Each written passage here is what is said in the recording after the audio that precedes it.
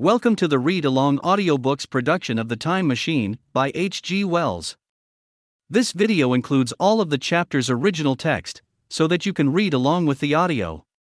Please remember to subscribe with the notification bell turned on, so you will be notified whenever we post a new audiobook. The Time Machine by H.G. Wells.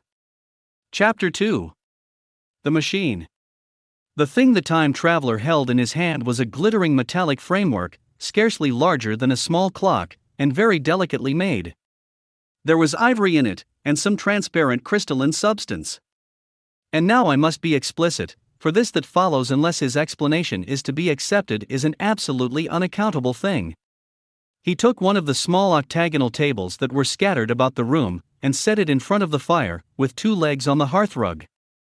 On this table he placed the mechanism. Then he drew up a chair, and sat down. The only other object on the table was a small shaded lamp, the bright light of which fell upon the model. There were also perhaps a dozen candles about, 2 in brass candlesticks upon the mantel and several in sconces, so that the room was brilliantly illuminated. I sat in a low armchair nearest the fire, and I drew this forward so as to be almost between the time traveler and the fireplace. Philby sat behind him, looking over his shoulder. The medical man and the provincial mayor watched him in profile from the right, the psychologist from the left. The very young man stood behind the psychologist. We were all on the alert. It appears incredible to me that any kind of trick, however subtly conceived and however adroitly done, could have been played upon us under these conditions. The time traveler looked at us, and then at the mechanism. "Well," said the psychologist. "This little affair," said the time traveler, resting his elbows upon the table and pressing his hands together above the apparatus, "is only a model. It is my plan for a machine to travel through time. You will notice that it looks singularly askew, and that there is an odd twinkling appearance about this bar, as though it was in some way unreal." He pointed to the part with his finger. "Also, here is one little white lever, and here is another." The medical man got up out of his chair and peered into the thing. "It's beautifully made," he said. "It took 2 years to make," retorted the time traveler. Then, when we had all imitated the action of the medical man, he said, "Now I want you clearly to understand that this lever, being pressed over, sends the machine gliding into the future, and this other reverses the motion. This saddle represents the seat of a time traveler. Presently I am going to press the lever, and off the machine will go. It will vanish, pass into future time, and disappear. Have a good look at the thing. Look at the table too, and satisfy yourselves there is no trickery. I don't want to waste this model, and then be told I'm a quack." There was a minute's pause perhaps. The psychologist seemed about to speak to me, but changed his mind. Then the time traveler put forth his finger towards the lever. "No," he said suddenly. "Lend me your hand."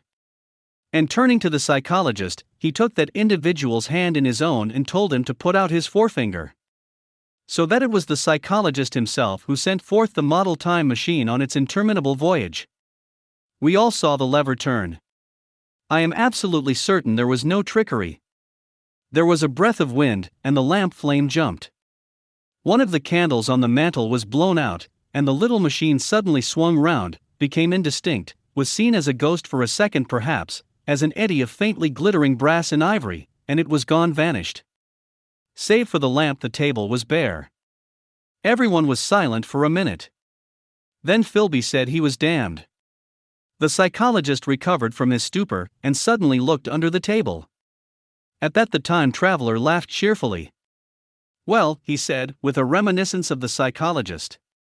Then, getting up, he went to the tobacco jar on the mantel, and with his back to us began to fill his pipe. We stared at each other. "Look here," said the medical man, "are you in earnest about this? Do you seriously believe that that machine has traveled into time?" "Certainly," said the time traveler, stooping to light a spill at the fire. Then he turned, lighting his pipe, to look at the psychologist's face. The psychologist, to show that he was not unhinged, helped himself to a cigar and tried to light it uncut. "What is more, I have a big machine nearly finished in there." He indicated the laboratory, "and when that is put together I mean to have a journey on my own account." You mean to say that that machine has traveled into the future, said Philby. Into the future or the past, I don't, for certain, know which. After an interval, the psychologist had an inspiration. It must have gone into the past if it has gone anywhere, he said. Why, said the time traveler. Because I presume that it has not moved in space, and if it traveled into the future, it would still be here all this time, since it must have traveled through this time. But, said I, if it traveled into the past, it would have been visible when we came first into this room, and last Thursday when we were here, and the Thursday before that, and so forth. Serious objections, remarked the provincial mayor, with an air of impartiality, turning towards the time traveler. Not a bit, said the time traveler, and, to the psychologist, you think? You can explain that. It's presentation below the threshold, you know, diluted presentation. Of course, said the psychologist, and reassured us. That's a simple point of psychology. I should have thought of it. It's plain enough, and helps the paradox delightfully. We cannot see it, nor can we appreciate this machine, any more than we can the spoke of a wheel spinning, or a bullet flying through the air. If it is traveling through time 50 times, or 100 times faster than we are, if it gets through a minute while we get through a second, the impression it creates will of course be only 1/50th or 100th of what it would make if it were not traveling in time. That's plain enough.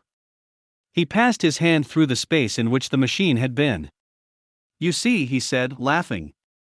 We sat and stared at the vacant table for a minute or so. Then the time traveler asked us what we thought of it all. It sounds plausible enough tonight, said the medical man, but wait until tomorrow. Wait for the common sense of the morning.